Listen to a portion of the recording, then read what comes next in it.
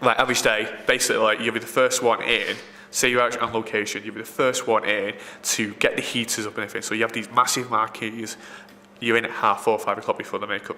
So you get the heating on for the power, and then suddenly you're going into you're making sure everything's on for the whole unit base. Then you go to location, depending on what time it opens at, because when you do contracts with stuff and all, they have to have open an hour before we're rolling camera. So you go in and like you're getting all your location items like heaters, red rads, easy ups, chairs and everything, power for crew and all that. So you've kind of like you go in and set it all up, and then you run around for the first 2 hours, make it, and then at lunchtime you start doing the bins and all that, and then as things start closing, you start working out what you're going to do the next day, so you make sure everything's switched off and everything.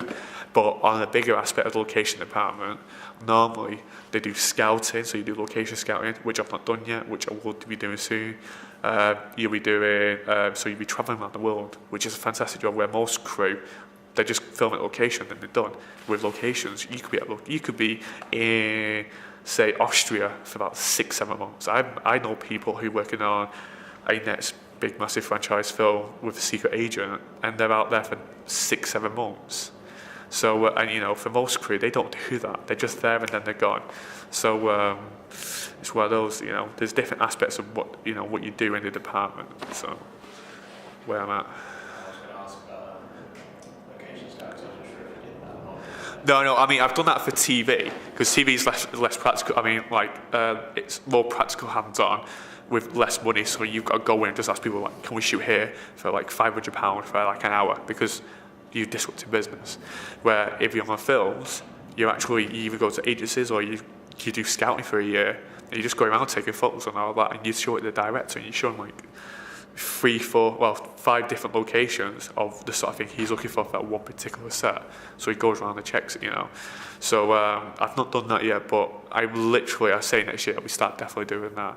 It's about your experience. You can't do a year. You can't do a year of being a location assistant and go straight into it. You have to have a couple of years. You have to be a noble name to try and get somewhere with it, I think. So it's one of those.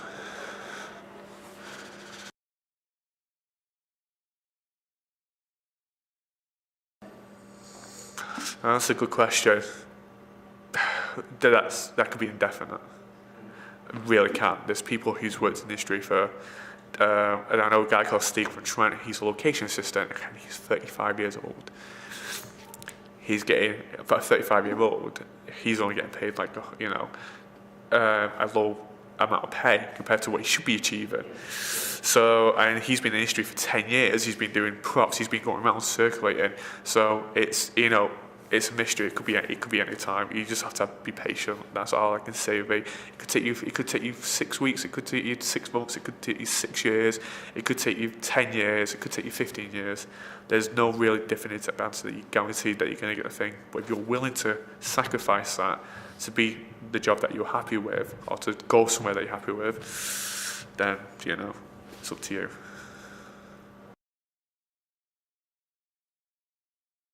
Then one day I was in Manchester and I met Danny Boyle, and he just told me, get into films. And that was the biggest influence I've ever had. So that encouraged me to get out of the army. I thought, get out of the army and do films. So yes, I've done done other bits, been other instances, but that's the major tipping point is a director, an Oscar-winning director at the time, telling you to get into the film industry. So if someone's told you something like that, then you know that, and he's spoken to you for like 20 minutes and he sees it, then I don't think there's anyone else who can convince you to do films. So it's one of those, but it's how much you want it as well. Depends. So, when you said get into films, you imagine what would go through your head if someone mentioned that to yourself. Yeah. How would you feel? So it was just like, that's the biggest major influence, I think, of getting me where I am now.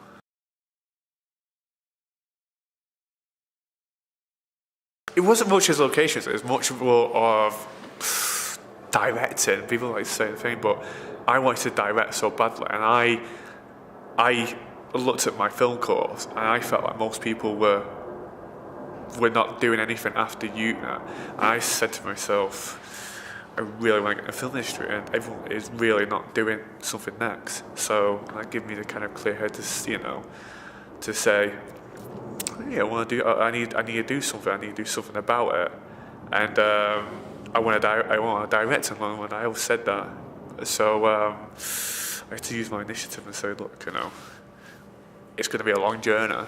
It's not going to be clicking the fingers, you're going to be director. And I said, right, I have to do something about it. So I had to figure out how to get at the bottom of the industry and work my way up.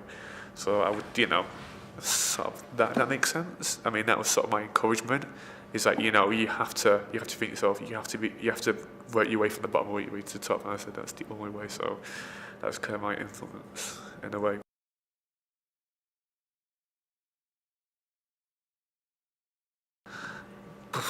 I would say be bold and passionate. Those are two things. If someone's telling you to go to Manchester right now to do film and you had no money, would you try it? What would you do? Thinking my way, sell myself for money, then go to Manchester. I say to myself when the thing that I got into the film industry, I had no money. But I was willing to go down to near Beaconsfield with no money, no car, no nothing, to go down and do, and work on my life. So I say it's those two words: be bold and passionate. And if someone sees that, someone will see it, but it does take a long time. So that's what I say: be bold and passionate. See the biggest things you can do.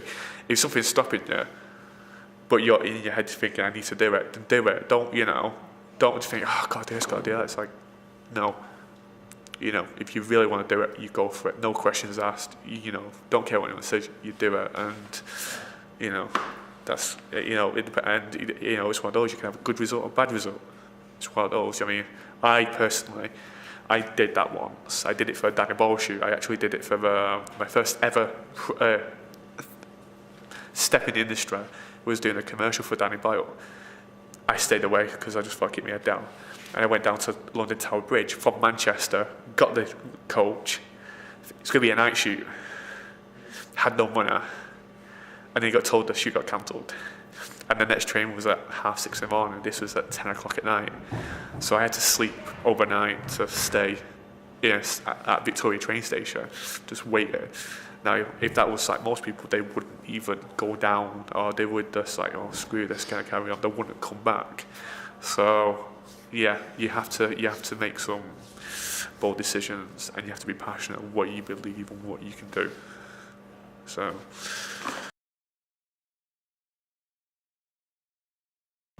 like I say, I do remember at the time I'm taking a month off at the moment. I've had, so what I try, the thing that I recommend in this industry is that you are going to have to take personal sacrifices to be in the film industry or something like that. Yeah, you're like constant work when you get something. It is, but the thing is, you might get asked, you might do a film, and you might not see your friends for a couple of months. I still suffer it from that. I've got friends in Manchester I haven't seen in months and months and months, and they want me back, and it affects your relationship with them. So that's like personal sacrifice you've got to be. And then the catch-22 that you're in is when you do get time off, they're busy. So you have to try and do something. You have to try and consolidate that. So it is, you have to make personal sacrifices, and it is tough. But you got to say to yourself, where you're gonna be when you're 40 years old. That's my thing in life. Where are you gonna be at 34 years old? Are you going to be, working as a janitor or something like that, working as a green cleaner in the hall of a school, or are you going to actually, risk those sacrifices to be at the age of 40? That's the way I see it. So. What was your